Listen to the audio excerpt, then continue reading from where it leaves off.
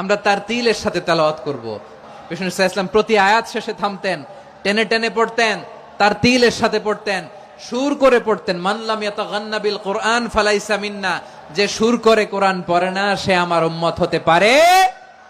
যাইনুল কোরআন বিআসওয়াতিকুম, বিষ্ণু বলেন সুর করে কোরআন পড়বা। অনেকে কোরআনের খতম তুলবার জন্য কোরআনরে একেবারে খতম করে দেয় না। আপনি ধীরস্থির ভাবে পড়ে যদি খতম দিতে পারেন, মাশাআল্লাহ। আল্লাহ তাআলা বলেন সূরা মুজাম্মিল 73 নম্বর সূরা আয়াত নম্বর 4, ওয়ারাতিলিল কোরআনা তারতিলা, হে নবী আপনি তারতিল সহকারে কোরআন মাজিদ তেলাওয়াত করুন।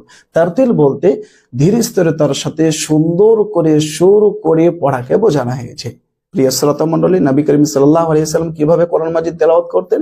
আনাস রাদিয়াল্লাহু তাআলা আনহু তিনি বলেন, সহিহ বুখারীর 5045 নম্বর হাদিস, কানা ইয়ামুদ্দু সাওতাহু মাদ্দান, নবী করিম সাল্লাল্লাহু আলাইহি ওয়াসাল্লাম তিনি তারতিল সহকারে সুন্দর করে সুর করে কোরআন মাজিদ তেলাওয়াত করতেন। এবং তিনি বলতেন, সুনান নাসের 1015 নম্বর হাদিস, যাইয়িনুল কোরআন বিআসওয়াতিকুম, তোমরা সুন্দর করে কিরাআত করে তারতিল সহকারে কোরআন মাজিদ তেলাওয়াত করবে। এবং তিনি আরো বলতেন, সহিহ বুখারীর 7527 নম্বর হাদিস, লাইসা মিন্না মান লাম ইয়াতাগান্না বিল কোরআন, যে ব্যক্তি তারতিল সহকারে সুন্দর করে সুর করে কোরআন মাজিদ তেলাওয়াত করবে না সে ব্যক্তি আমার উম্মতই না। নবী করিম সাল্লাল্লাহু আলাইহি ওয়াসাল্লাম বলেছেন, সুনানে তিরমিজির হাসান সূত্রের হাদিস, বুলুগুল মারামের 1512 নম্বর হাদিস, সেখানে বলা রয়েছে, লা আজালাতু মিন আমালি শাইতান, ইবাদতের মধ্যে তাড়াহুড়ো করে কোনো কাজ করা এটি হচ্ছে শয়তানি আমল। এই যে শয়তান চায় কি জানেন? সে নিজেও বুঝবে না এবং লোকেদেরকেও বুঝতে দিবে না।